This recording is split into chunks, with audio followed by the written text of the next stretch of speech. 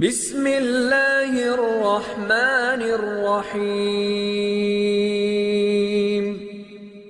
شروع اللہ کے نام سے جو بڑا مہربان نہایت رحم والا ہے۔ فاسألوا اہل الذکر ان کنتم لا تعلمون۔ بس اگر تم نہیں جانتے تو اہل علم سے دریافت کر لو۔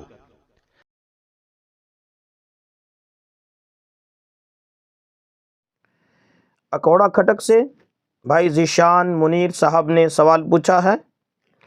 لکھتے ہیں مفتی صاحب، بچوں کو مسجد میں لے جانے کے حوالے سے شرعی تعلیمات کیا ہیں؟ بعض لوگ بچوں کو مسجد میں لے جانے سے بہت سختی سے منع کرتے ہیں، جبکہ دوسری طرف بعض لوگ بچوں کو مسجد میں لانے کو ضروری سمجھتے ہیں اور کہتے ہیں کہ بچے جب بچپن ہی سے مسجد جانے کے عادی بنیں گے تو کل کو پختہ نمازی بنیں گے۔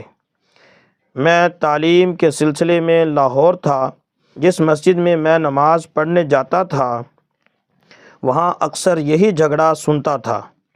مفتی صاحب برائے مہربانی اس حوالے سے شرعی تعلیمات سے آگاہ کریں، شکریہ۔ ذیشان منیر۔ جی میرے محترم بھائی، بچوں کو مسجد میں لے جانا چاہیے یا نہیں لے جانا چاہیے، روایات بھی اس میں مختلف ہیں۔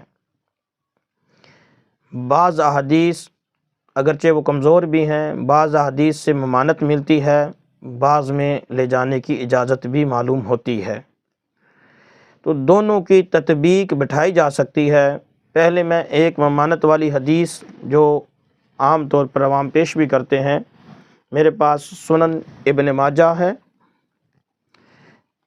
اس کے صفحہ نمبر 54 پر ایک حدیث ہے، ان واصلۃ بن اسقع ان النبی صلی اللہ علیہ وسلم قال جنبوا مساجدکم صبیانکم ومجانینکم وشراءکم وبیعکم وخصوماتکم ورفع اصواتکم واقامۃ حدودکم وصلی سیوفکم واتخذ علی ابوابها مطاہرہ وجمروها فی الجمع۔ میں ترجمہ کر دوں پھر اس پر بات کرتے ہیں۔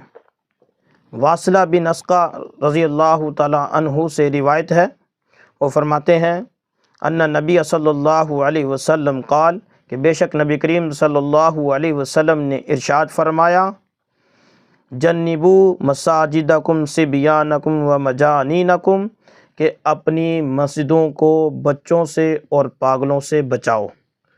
آگے روایت کا ترجمہ میں یہاں چھوڑ رہا ہوں تاکہ مختصر بات ہو جائے، ہمارا مقصد اسی بات پر پورا ہو جائے گا کہ اللہ کے رسول صلی اللہ علیہ وسلم نے مسجد کو بچوں سے اور پاگلوں سے بچانے کا حکم فرمایا کہ بچوں سے مسجد کو بچاؤ اور پاگلوں سے بچاؤ۔ اگرچہ یہ روایت ضعیف ہے، کمزور ہے، یہ روایت اور کتب میں بھی ملتی ہے، مشکات میں بھی ہے اور کتابوں میں بھی ہے۔ حوالے میں نے آپ کو ابن ماجہ کی روایت پیش کی ہے۔ میرے محترم بھائیوں، ان روایتوں کو سامنے رکھ کر ایک تطبیق بٹھانا ضروری ہوگی، جس سے اختلاف زائل ہو جائے گا، جس سے تضاد ختم ہو جائے گا۔ میں نے عرض کیا کہ بعض احادیث سے ممانعت معلوم ہوتی ہے، جیسے میں نے ممانعت والی حدیث دکھائی، اور بعض حدیثوں سے لے جانے کا مفہوم ملتا ہے، لے جانے کی اجازت معلوم ہوتی ہے۔ تو اس کی تطبیق یوں بٹھائی جا سکتی ہے کہ جو بچے لے جائے جاتے ہیں ان کی دو قسمیں ہیں۔ ایک قسم ان بچوں کی ہے جو بہت چھوٹے ہیں، جن کا یہ بھی اعتبار نہیں کہ وہ مسجد میں جا کر پیشاب کر دیں اور ایسے نمازیوں کے آگے بھاگے پھرتے ہوں اور لوگوں کو تنگ کریں، نماز پڑھنے والوں کو پریشان کریں، نماز پڑھنے والے کا دھیان بٹائیں۔ ایسے بچوں کو لے جانا تو بالکل ٹھیک نہیں ہے، ان کو منع کیا جائے گا کہ ایسے بچوں کو نہ لے جایا جائے۔ چونکہ ہم سے لوگ فون پہ اپنے مسائل پوچھتے رہتے ہیں، کئی مرتبہ ہم سے یہ مسئلہ پوچھا گیا، بچے کو مسجد میں لے کر گئے تھے، پیشاب کر دیا بچے نے۔ ایک مرتبہ میں مسئلہ پوچھا گیا کہ مسجد کا کارپیٹ جو ہے، وہ قالین جو ہے وہ چپکا ہوا ہے، مسجد کے فرش کے ساتھ چپکیا ہوا ہے اور ہے بھی بڑا، اس پر بچے نے پیشاب کر دیا۔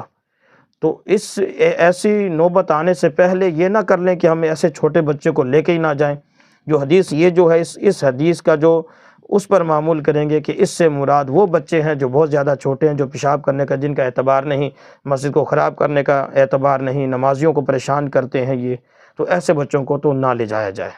دوسری قسم کے وہ بچے ہیں جو ہیں تو چھوٹے لیکن وہ اتنے سمجھدار ہیں کہ وہ نہ تو پیشاب کریں گے بیچ میں، نہ ہی نمازیوں کو پریشان کریں گے۔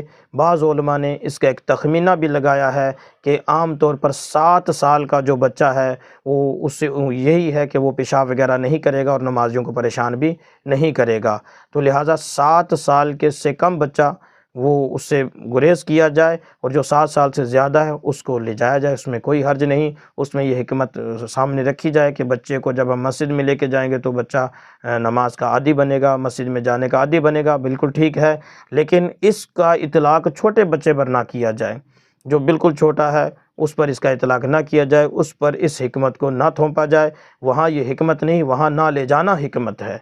تو اس لیے اب امید ہے کہ بات سمجھ آ گئی ہوگی، ہم بھی یہ جھگڑے سنتے رہتے ہیں، تو لہٰذا بچوں کی نوعیت کی وجہ سے، بچوں کی نوعیت کے مختلف ہونے سے مسئلہ بھی مختلف ہو جائے گا۔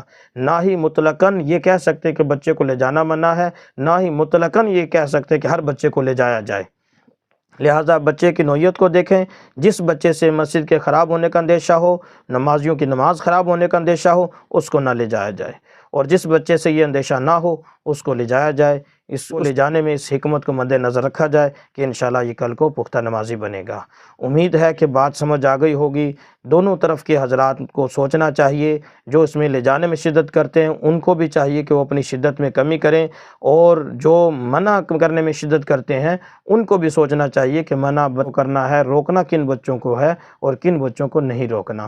لہٰذا خیر الامور اوسطها، کاموں کی بھلائی تو درمیان میں ہوتی ہے، اس میں بھی میانہ روی اختیار کرنا چاہیے، درمیانہ راستہ اختیار کرنا چاہیے، تاکہ جھگڑا بھی نہ ہو اور جو مختلف احادیث ملتی ہیں ان پر بھی عمل ہو جائے۔